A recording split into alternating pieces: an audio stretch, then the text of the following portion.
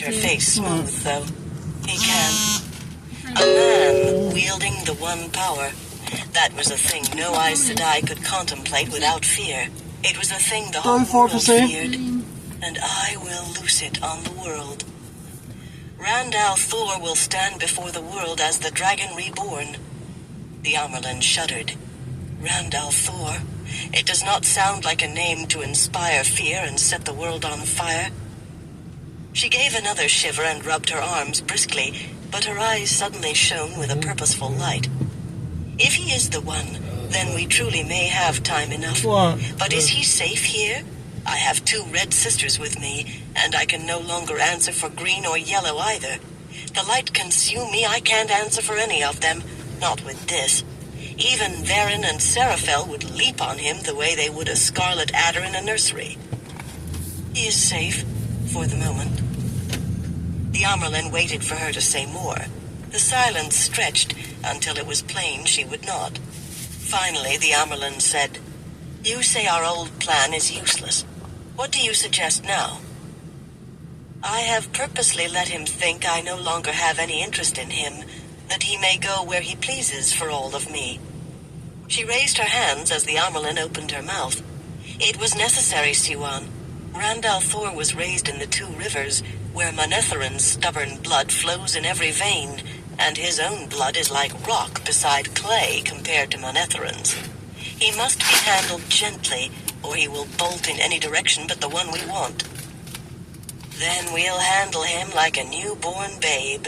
We'll wrap him in swaddling clothes and play with his toes if that's what you think we need. But to what immediate purpose? His 2 friends, Matrim Cawthon and Perine Bara, are ripe to see the world before they sink back into the obscurity of the 2 rivers. If they can sink back, they are Taviran too, if lesser than he. I will induce them to carry the horn of Valir to Ilion." She hesitated, frowning. "There is a problem with Matt.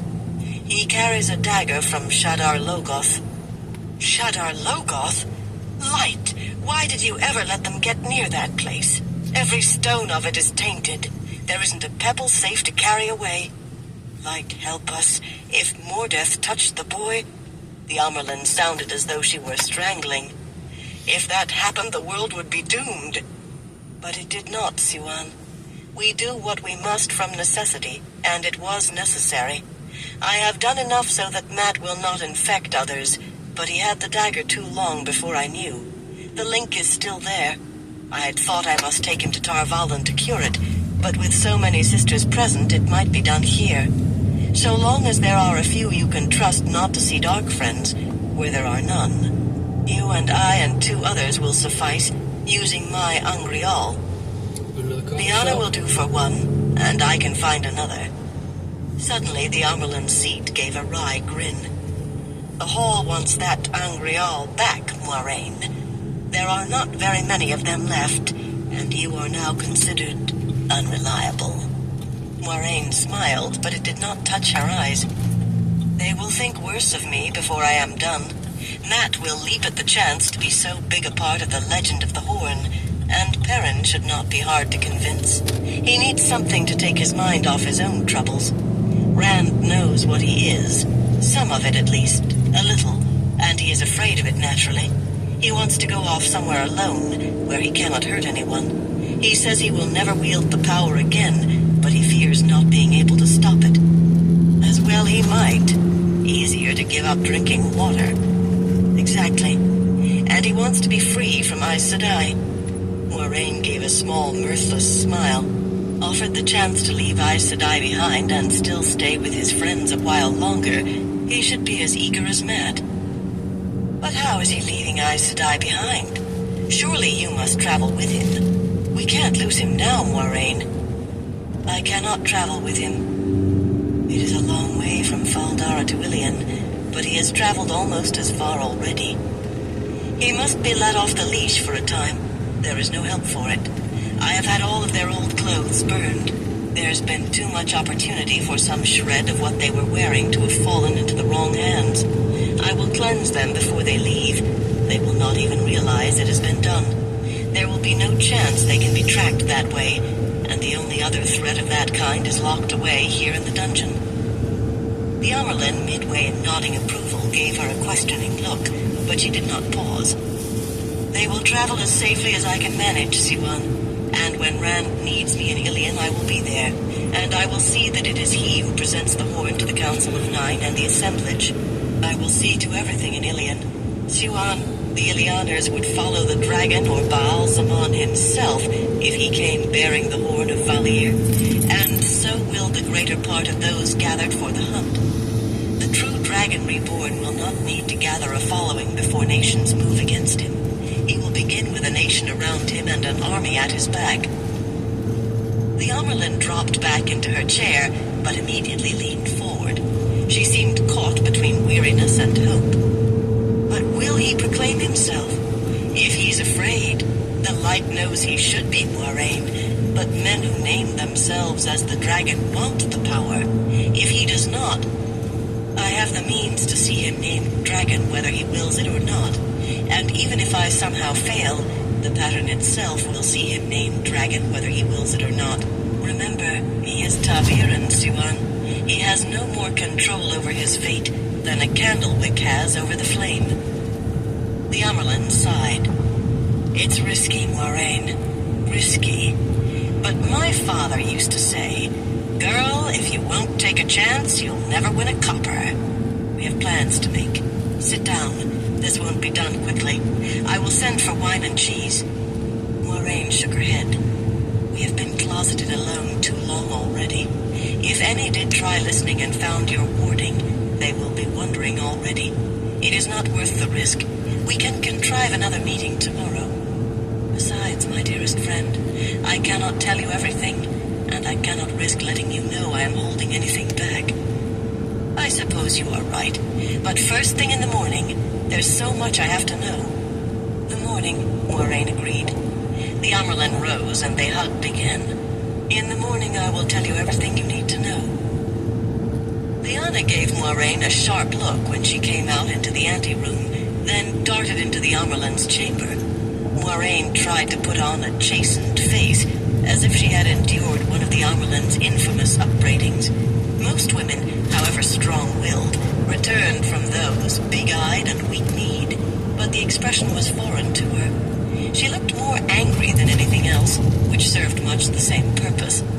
She was only vaguely aware of the other women in the outer room. She thought some had gone and others come since she went in, but she barely looked at them. The hour was growing late, and there was much to be done before the morning came. Much before she spoke to the Amerlin's seat again. Quickening her step, she moved deeper into the keep. The column would have made an impressive sight under the waxing moon, moving through the Taraban night to the jangle of harness, had there been anyone to see it. A full 2,000 children of the light, well-mounted, in white tabards and cloaks, armor burnished, with their train of supply wagons and farriers and grooms with the strings of remounts. There were villages in this sparsely forested country, but they had left roads behind and stayed clear of even farmers' crofts. They were to meet someone at a fly-speck village near the northern border of Taraban, at the edge of Almuth Plain. Jeffrin Bornhold, riding at the head of his men, wondered what it was all about. He remembered too well his interview with Pedron Niall, Lord Captain Commander of the Children of the Light, in Amador. But he had learned little there. "We are alone, Jeffrin," the white-haired man had said. His voice was thin and reedy with age. "I remember giving you the oath. 36 years ago it must be now?" Bornhold straightened. "My Lord Captain Commander, may I ask why I was called back from Camelin, and with such urgency? A push and Morghese could be toppled.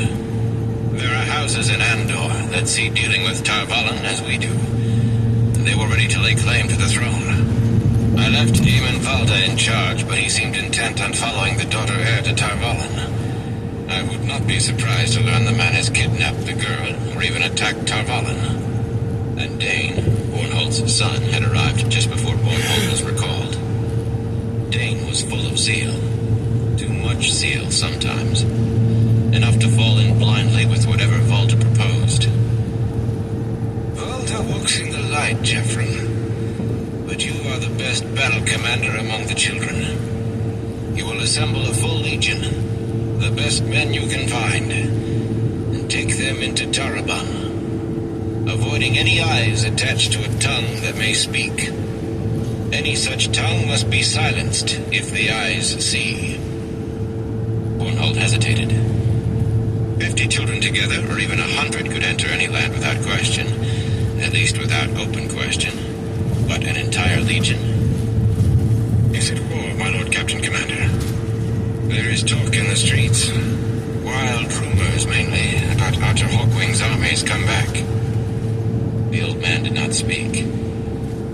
The king does not command the children, Lord Captain Bornhold. For the first time, there was a sharp snap in the Lord Commander's voice. I do. Let the king sit in his palace and do what he does best. Nothing. He will be met at a village called Okruna, and there you will receive your final orders. I expect your legion to ride in 3 days. Now go, Jeffrem. You have work to do. Bornhold frowned. Pardon, my Lord Captain Commander, but who will meet me?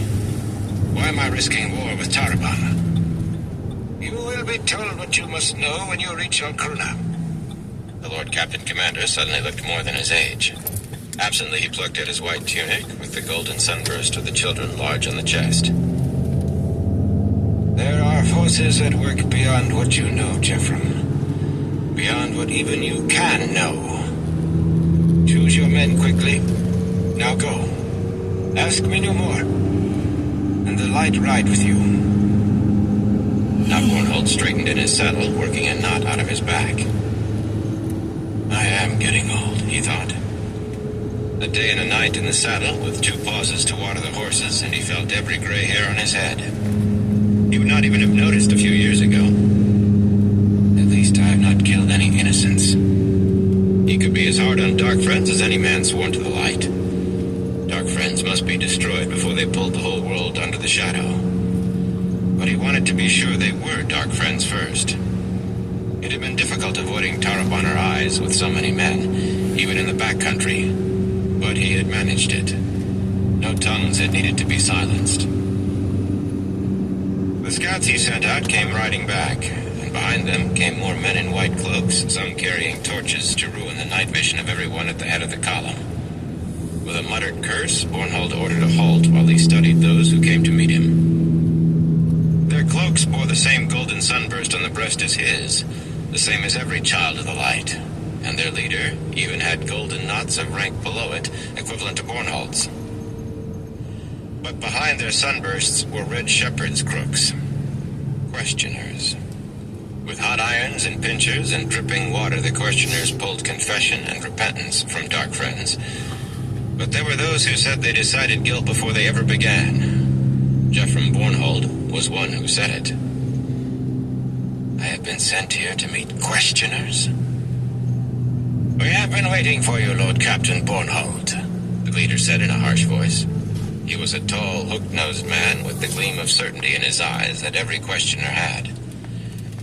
You could have made better time. I am Einar Saren, second to Jakim Karadin, who commands the Hand of the Light in Taraban.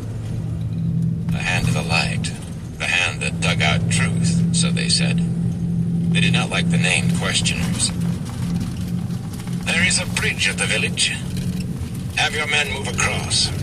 We will talk in the inn. It is surprisingly comfortable.